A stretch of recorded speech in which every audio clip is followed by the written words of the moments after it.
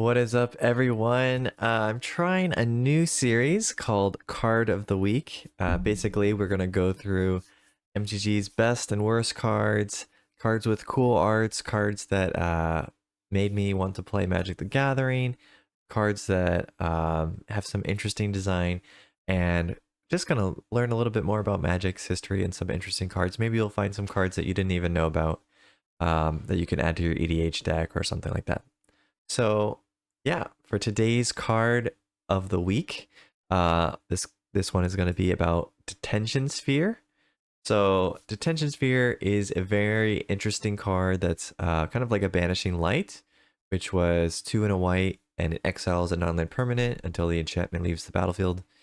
Um, that card was pretty good. I guess they had O-Ring also was a good one, similar one that did the same thing.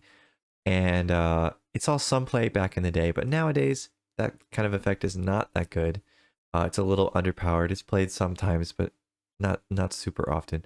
But the reason Detention Sphere was so cool is because it would exile target non-land permanent and all other permanents with the same name as that permanent.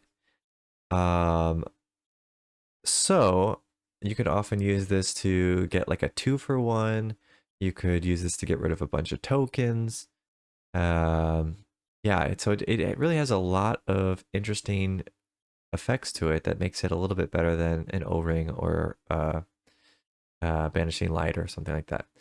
And if you played in the Return to Ravnica set, this was a really big powerhouse card in that set. One of the things I really loved to do back then was play Pillow Fort, which is kind of a deck that's not really viable so much anymore. It's kind of similar to Death and Taxes.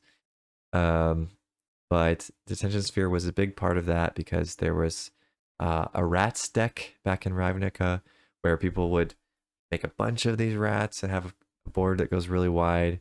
And Detention Sphere was the answer to that. It would exile all of the rats and basically win you that matchup.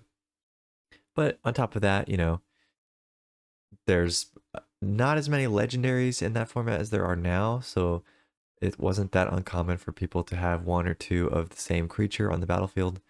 And so Detention Sphere snagging two of those was pretty awesome and really a big player in some sorts of blue-white control or blue-white, um, like I said, Pillow Fort decks. So very cool card. We haven't really seen the same thing printed again, and it sees a little bit of fringe play in older formats, maybe like Modern or Legacy, but not. There's a little bit better cards I think that are often played, like 2 mana ones of similar effect, but nothing is quite the same as Detention Sphere. So it still holds a place in my heart, and that's why it's the card of the week. So hope you enjoy. We'll have a new card every week that we'll talk about, and let me know your favorites and things like that in the comments. All right, have a good one. See ya.